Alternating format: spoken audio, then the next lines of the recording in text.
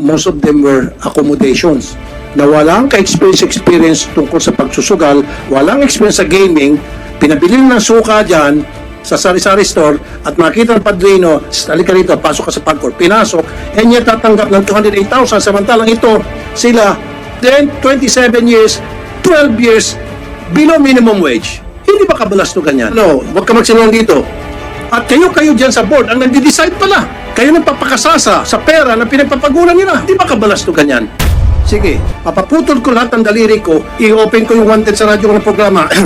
Mag-board meeting kayo, nainig ng buong Pilipinas para malaman natin na wala kayong lokohan. Gawin yung public. Hindi naman national security yan, di ba? Kailangan dapat open to the public yung inyong board meeting para malaman namin kung ano yung mga pinag-uusapan nyo dyan. Opo. Naku, milyones kada buwan ang kinikita ng mga to. Pati ba naman ako lulukuhin nyo? Wow, eto na, magkakabulgara na. 200,000 a month. O ngayon, malalabas yung kabalastugan nyo dyan sa Pagcor. Because of them. Without them, wala yun. Kayo. And tell me, magkano? Sige, so performance rating, sabi nyo, is 1 million.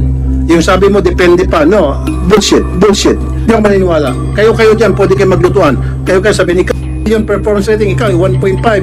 Ikaw, kunya 500, pare naman, pag 500, 1 million na rin ako. O sige, 1 million ka na rin. Kayo lang dyan eh. Yung last ko pong recall, baka a little above 1 million lang po. Oo, tangi na kayo. 1 million performance. A year po yun, sir. Kaya nga, kita mo, lumilitaw na 80,000 a month na pumupunta na to tuwing may meeting. Eh kung once a month lang yung meeting, ang laking pera tinatanggap. Samantalang ito, napapakanda Cuba, araw-araw, nandun sa Pagcor, umulan, uminit, bumagyo, nandun sila. Ang Pagcor, bilyones, tapos below minimum. Talo ka pa ng security guard. Yes, sir. Mas malaki pang sweldo ko sa kasambahay ko. Yes, sir. At driver ko. Sa 37 years, hanggang ngayon, 700 lang sweldo niya. Wala pa sa minimum. Again, Mr. Chair, that is the basic. Regardless, sir. No. Basic is basic. Sige, naintindihan ko ang basic. Pero dapat, ang basic pay niya that 37 years na siya sa Pagcor, hindi na dapat 15,700. Correct ko lang din po yung mga sinabi ni attorney kanina. Sabi po niya, nagsimula daw po yung information drive nila during the town hall. Correct ko lang po yung hindi po totoo yun. Kasi po, So, ibig sabihin, sinungaling to? Yes po. Eh, sinungaling ka pala, Yes Atty. po. Salvosa. Kasi po, at po na nandito, especially po sa honorable senators and congressman natin. Una po, yung huling-huling statement po niya na sinabi na lahat daw po nang nag-apply and absorb. Just to let you know po, ako po ang unang-unang nag-apply sa CF New Coast po. And as of now po, nakapasa po ako sa first interview, pero yung second interview po, hindi na po ako nabalikan. Marami na pong na-absorb, pero hindi pa po ako nababalikan ng New Coast. Ilan po yung hindi na-absorb, Mr. Samson? Sir, sa 938 po na nag-apply po, sa 938 po na tinanggal po nila, hindi po nila na-meet yung requirement po na mag-absorb ng 50%. And take note po, 50% lang. opo, ang nilagay po nila sa provisionary license po kasi is 50%. So, New Coast is required to absorb 50% of the employees po who are existing na nagtatrabaho po sa New Coast, Pagcor New Coast. Ngayon po, hindi po nila na-meet yun. Kasi po, hindi naman po, una po, hindi po kami in-absorb. Ano po natin, himayin po natin para mas maganda. Ang ginawa po kasi ng New Coast management is pinag-apply po nila kami imbis na in-absorb po nila kami. Pagkaiba po kasi yun. So, ang nakalagay po sa PL is to absorb the employees. Ang ginawa po nila is pinag-apply kami. Okay. So therefore, Mr. Salvosa, ang gusto ko mangyari dito, lahat, 100, not 50%, lahat ng mga empleyado sa Pagcor na dapat ma-absorb nitong casino na nag-privatize na at binente niya na sa private, maliban na lang of course dun sa mga empleyado na may mga problema. Okay? May mga administrative problem. Pero kung wala, dapat they all should be absorbed. Wala na application, dapat automatic na. Mr. Chair, kaya po may application yan kasi may tatlong option na ibinigay doon sa empleyado. So we wouldn't know kung ano ang gusto nila doon sa tatlong option. Yung tatlong option po kasi is mag-apply sila sa bagong operator, mag-apply ulit or magpa-placement doon sa mga natitirang position sa Pagcor, or magtumanggap ng retirement or redundancy. So kung hindi ho sila positively pipili noong any of the three, Hindi po namin malalaman. Mr. Salvosa, kasasabi nga lang kanina Mr. Samson na hanggang ngayon, naka-second interview na siya, o hindi na siya binalikan. At yung 50% requirement na i-absorb yung mga PAGCO employees nung na-privatize na casino, eh hindi nasusunod. Mr. Ang Chair. gusto ko mangyari, 100% dapat i-absorb. And I understand na yung owners may karapatan na mag-hire ng kanyang mga tao. Siguro sa management, okay yan. Gusto maglagay ng mga manager niya, mga BP niya, karapatan yon. Pero dapat yung mga PAGCO employees na matagal na sa work sa casino, meron silang security of tenure, respetuhin yon. Mr. Chair, kaya po hindi naabot yung 50% ay kakauntian nag-apply sa MSPI. It's not the fault of MSPI. Mr. Samson, kukunti lang daw nag-apply sa inyo? Yun nga po yung problema, Senator Raffy. Kaya po kasi konti ang nag-a-apply is hindi naman po ina-absorb yung employees. Ino-offeran po sila ng mas mababa dun sa tinatanggap nila. For example po, ang common salary po halimbawa ng isang empleyado or ang common income po, wag na salary, income po para makatotohanan. Halimbawa is 20,000. Ang ino-offer lang po ni MSPI is 10,000.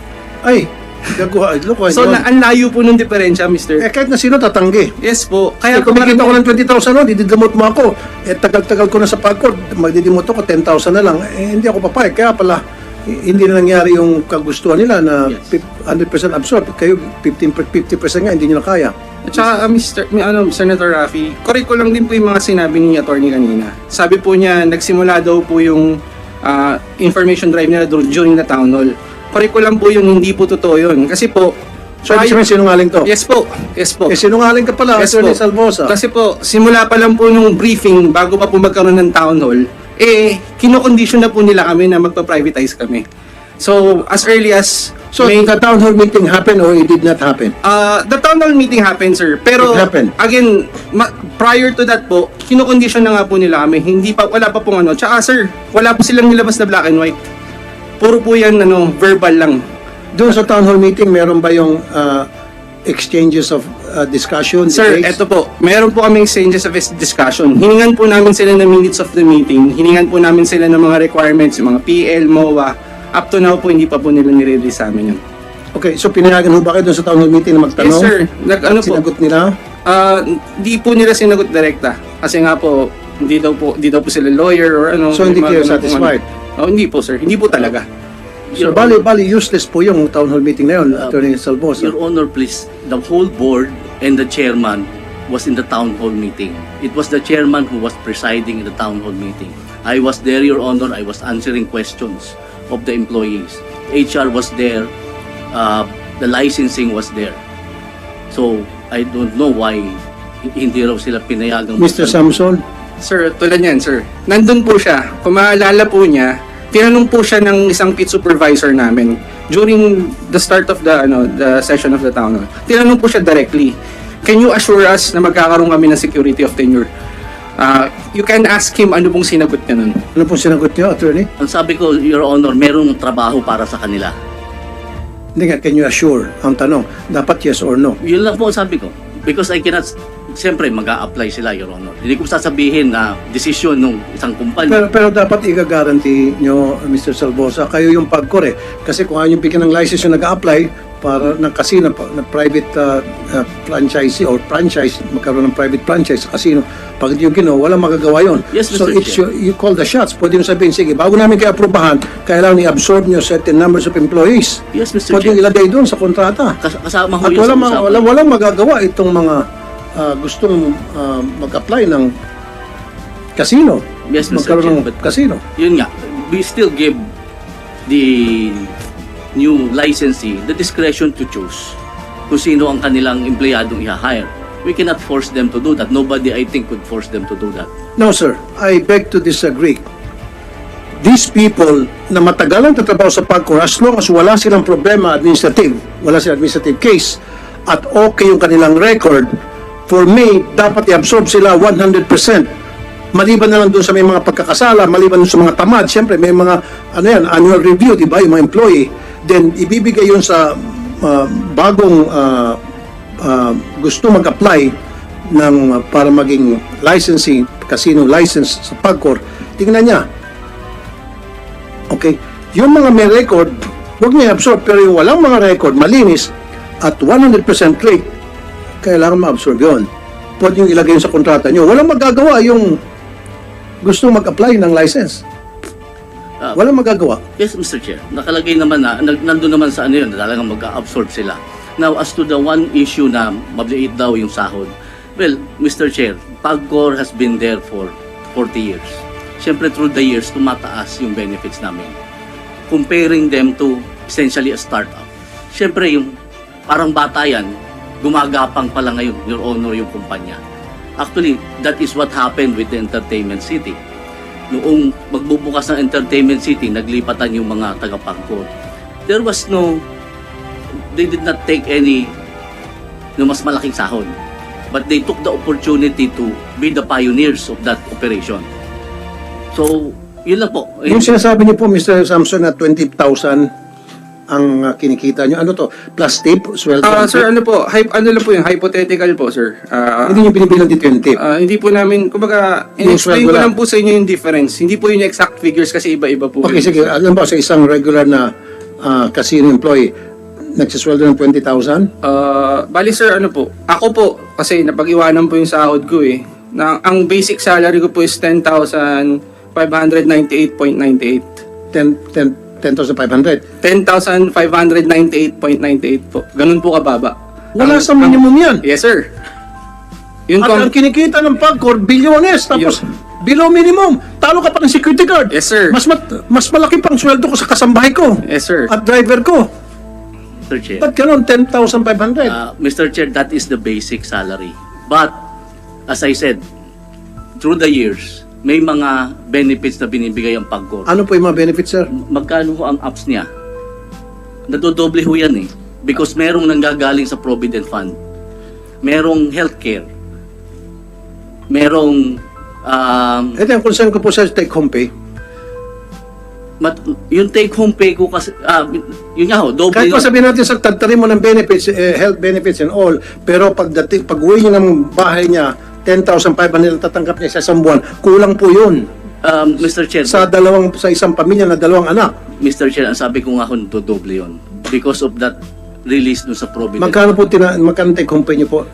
Sir, una po muna. Magkano po yung regular? Ano po magsasabi kasi matagal na po ako sa PAGCOR since 1986. Ang basic salary ko is 15,500. Mayroon din akong allowance lang. Kasi hindi mo naman pwede makompute yung allowance sa retirement pay. Sandali po, sa 15,500 ang sweldo niya at ilang taon na kayo sa PAGCOR?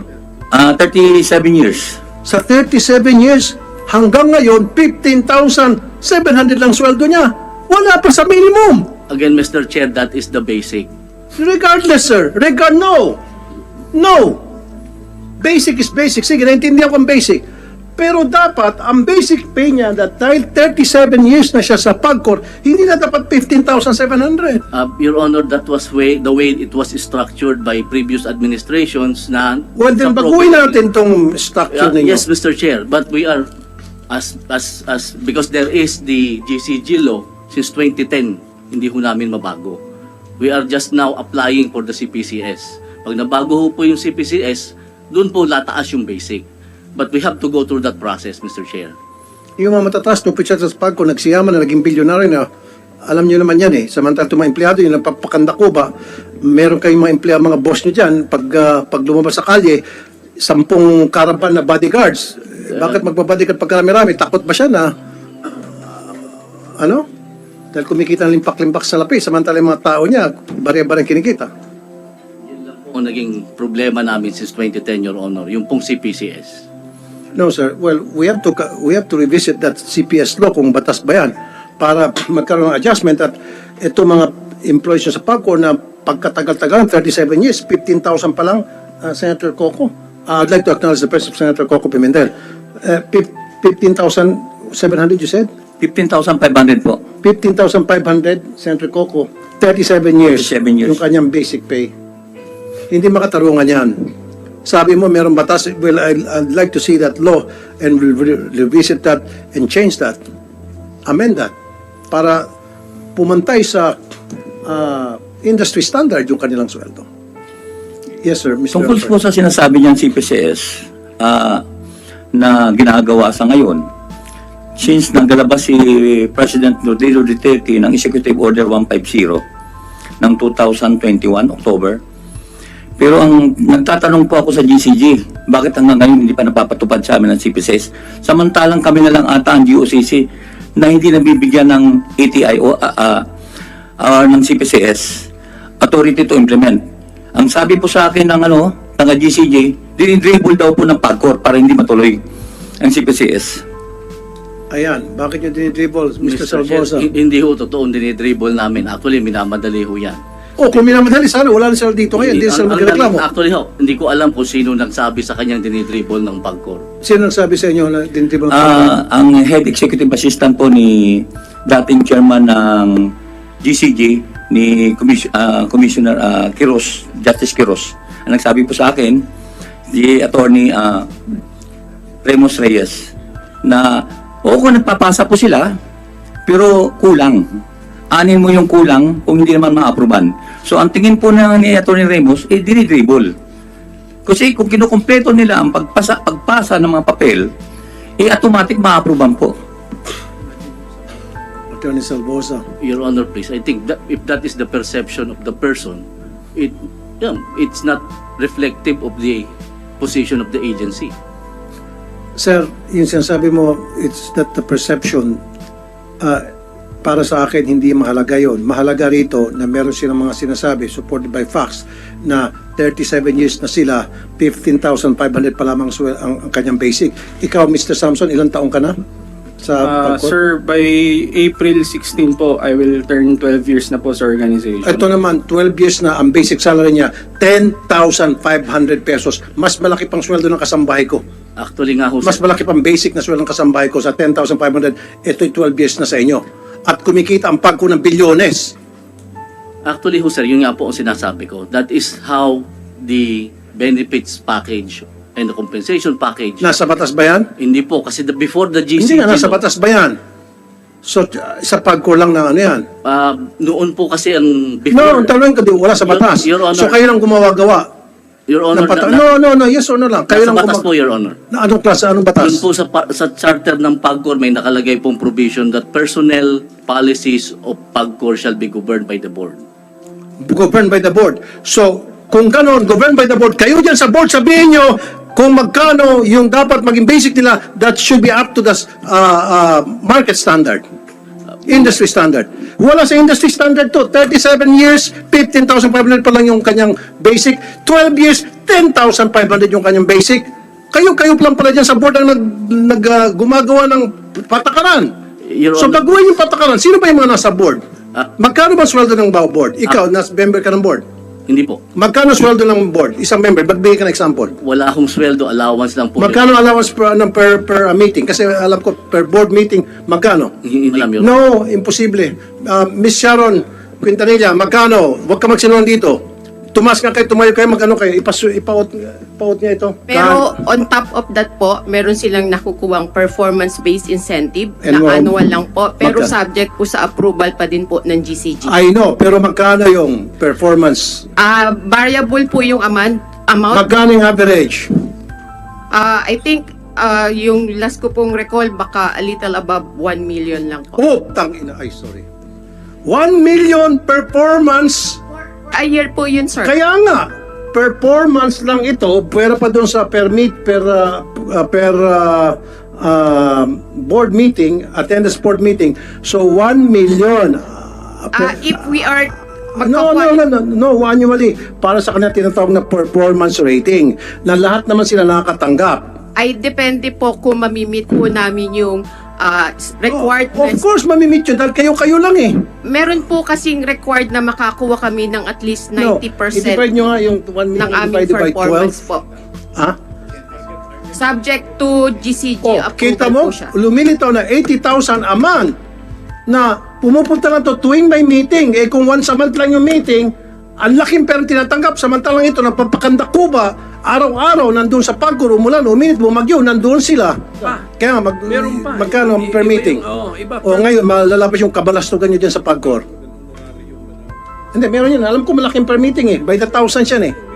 Samantalang ito sila ang dahilan kung bakit kayo nakakatanggap ng mga per meeting na yan na kung magkano libo at yung performance rating na by the millions because of them. Without them, wala yun. Kayo.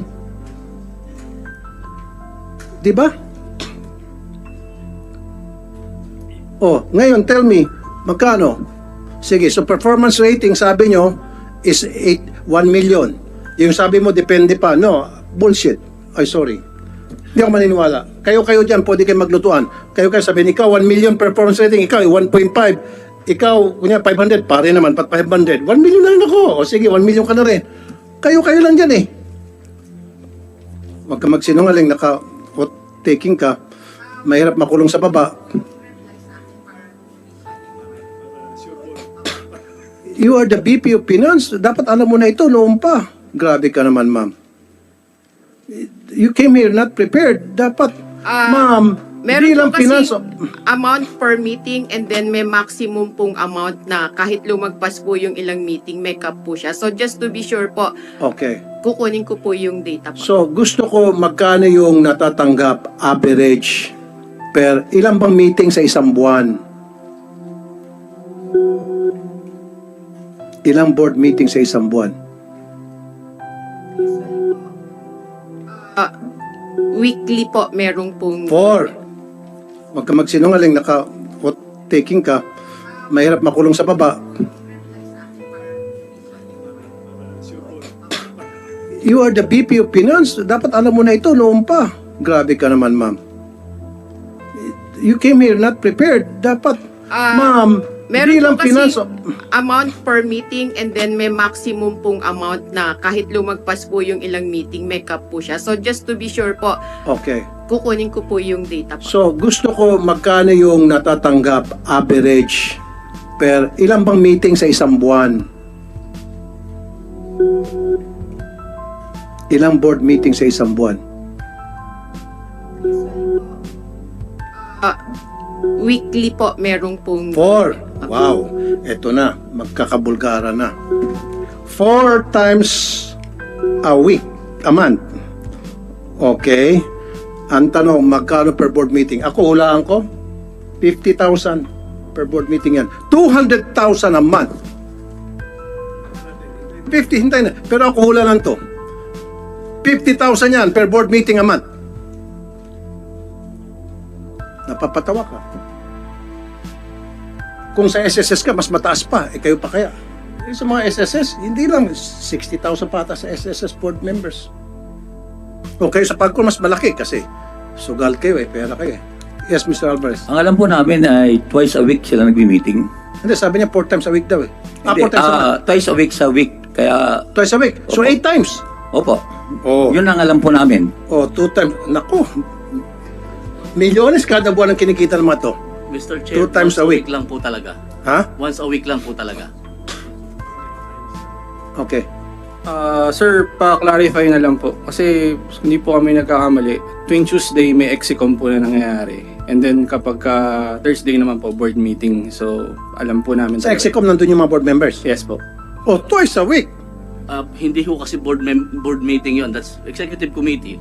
Pero may bayad pag umatin sila ng executive committee. Meron yun. Imposible walang bayad. Of course, compensated sila. Come on. Pati ba naman ako lulukuhin? May honorarium yun. Ang lagay, itong mga board members pupunta sa PAGCOR para sa executive com na wala silang pakonsuelo. Meron yun. So, mamaya to si Chairman.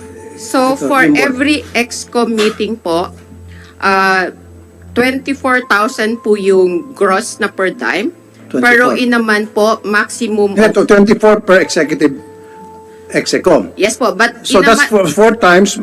So in a month, 48 lang po kasi naka-maximum po siya ng 48 in a month. so 48 in a month. Doon sa execom. Yes Doon po. sa board meeting, Ayan sa board po sir, 40K per board with maximum of 80K per month. okay, sige. 80 plus 48. So 28 po. 128 ang per month ng isang board member. Plus, yung 1 million a year, so, i-divide mo yan sa 12, 80,000. So, equals to 200,000 a month ang sweldo ng mga board members ninyo. Kahit na ito'y bago lang pasok. ka-appoint lang na most of them were accommodations na walang ka-experience tungkol sa pagsusugal, walang experience sa gaming, pinabili ng suka dyan sa sari-sari store at makita ng padrino, halika rito, pasok ka sa PAGCOR. Pinasok, and yet tatanggap ng 208,000 samantalang ito, sila 10, 27 years, 12 years below minimum wage. Hindi ba kabalastugan yan? At kayo dyan sa board, ang nagde-decide pala. Kayo nagpapakasasa sa pera na pinagpapagulan nila. Hindi ba kabalastugan yan? Sir, if I may answer din po, yun po kasing compensation ni PAGCOR ay hindi po kami allowed na basta nagtataas. Subject po siya sa review at approval ng GCG and Anong board? other than the board po, plus meron pa din po tayong final na approval na kukunin sa Office of the President po. Kaya nga po, pero upon the recommendation of the board, kung ano yung recommenda nyo, papayag naman siguro ng Office of the President, hindi naman sabihin ng Office of the President, hindi, below minimum wage na lang habang buhay yung mga taga-PAGCOR. It is you sa board na gagawa ng recommendation, kung yung tamang recommendation, para sa inyong mga empleyado. Pag sinabi nyo sa Presidente, Mr. President, gusto namin every year tataas yung sweldo ng ating mga empleyado at dapat hindi sila minimum wage, kundi dapat up to the industry standard ang dapat sweldo nila. And of course, sasabihin ng Office of the President, alam mo sabihin ng Office of the President, masyado malaki yan. Kailangan apihin natin yung mga empleyado nyo, gawin natin 12,000 lang, 15,000 lang, kahit 37 years, wala akong pakialam. Meron bang ganong klaseng Presidente pag-iisip? Wala. Kayo lang dyan sa board. If I may answer din po din, we tried requesting din po yung mag-request, but since nagkaroon po ng possible implementation po ng CPCS, as far as I could recall po, meron pong unang CPCS na EO203 na na-defer po siya and eventually naging EO150. Ma'am! So every time po, No, stop. nagre-request. Stop. Shut up. Sorry. Kayo po dyan sa board, pag nagkaroon kayo ng mga board meeting, pwede kayo magpasa ng board resolution na para itong mga below minimum wage earners ninyo na pagkatagal-tagal na, tulungan nyo na mapaganda naman yung kanilang kalagayan at mapaayos yung kanilang sweldo dahil wala sa tama. And then you would submit that board resolution ninyo kung saan pa maayos ng gobyerno kasama Office of the President, and I'm sure maaprubahan yan. Nasa inyo mag-umpisa yan. Kaya nga po, naghihintay po kami na magkaroon ng authority to implement po sa PAGCOR noong pong CPCS o yung pong sinasabi ko kaninang EO150 po. Pero kayo ho ba ay nagbigay na ng recommendation, nagpasa ng recommendation? Kasi napakababa na po, for so many years pala, ilang administrasyon nang lumipas, hanggang ngayon, na iwanan panahon, below minimum wage pa rin sila. Meron bang gumawa sa inyo o man lang? Gano'ng katagal na po kayo sa PAGCOR? Mag 30 years na po. Magkano pong sweldo nyo? Ang basic pay ko po ay around 50K lang po. Bito. Ba't mo nila lang 50K? Malaki yan. Kumpara sa 12,000. Malayo. Siyempre, marami ka pang benefits. Di ba? For all I know, baka mamaya meron pang on the side kay chairman o whatever. Anyway, ma'am, ilang years ka na dyan, hindi mo malang naisip yung mga kasamahan mo na below minimum wage, ginawa niyo pa sana ng paraan na mapataas yung kanilang sweldo. 12,500, and how long we've been... Sorry po, ako po, 12 years sir, pero 10,598. 12 years, 10,500. Saka sir, hindi po ako yung pinakamababa Meron pong tumatanggap sa amin ng 12 years po, pero nasa 9.7 lang po. Same po kami ng trabaho, pero magkaiba po kami ng sahod. Kita nyo yan. Samantalang yung mga board of directors ninyo, pag isuma natin, pinaka-average, pinaka-minimum, 208,000, twice a week lang mag-report. At karamihan sa kanila, I bet you, papaputol ko lahat ng daliri ko, marami sa kanila walang experience sa gaming. Accommodation lang, padrino lang. Inirekomenda ni Padrino Poncio Pilato Herodes. Sure ako dyan. And yet, natanggap na 208,000. Ito, matagal na nagpapatakbo ng PAGCOR below minimum wage. Hindi ba kabalastugan yan? At alam niyo po yan. Wala man lang kayong ginawa. We tried requesting po pero sinabihan po kami na intayin na lang yung implementation po ng CPCS. Intayin for a long, long time and you've been there for how many years again, ma'am? Yung pong sinasabi kong EO203 ay matagal na po siya pero na-defer and eventually na-aprobahan po nung time ng Duterte yung EO150. So, EU-150, so naprobahan noon ng below minimum wage pa rin yung mga tao niyo? And lagi pong mayroong pong sinasabing moratorium, hindi ko lang po ma-recall kung So, ibig sabihin lahat ng presidente pumapayag na apihin ang mga empleyado ng PAGCOR? Lahat ng presidente? Gusto sulatan natin si President Duterte kung tama yung pinagsabi mo? Was it explained to him thoroughly na Mr. President, itong ni-request namin, ibig sabihin nito, below minimum wage ang tataasan natin yung sweldo ng mga PAGCOR employees at sinabi ni Presidente, no, hindi, moratorium lang. Wala. hindi naman po diretsyung sa OP, laging nadaan po kami sa proseso kasi meron po kaming mga limitation, let's say kagaya po ng sa GCG. Pero nirecommend nyo po Plus ba sa mga agency na binabanggit nyo na in-explain nyo rin doon na napakababa ang sweldo ng mga PAGCOR employees, way below minimum wage. Meron tayong batas sa minimum wage, remember? Meron tayong batas sa minimum wage. Tapos ngayon, kayo ay under sa government ano kayo, entity. And yet, hindi nyo kayang sundin kung ano yung nakalagay sa batas.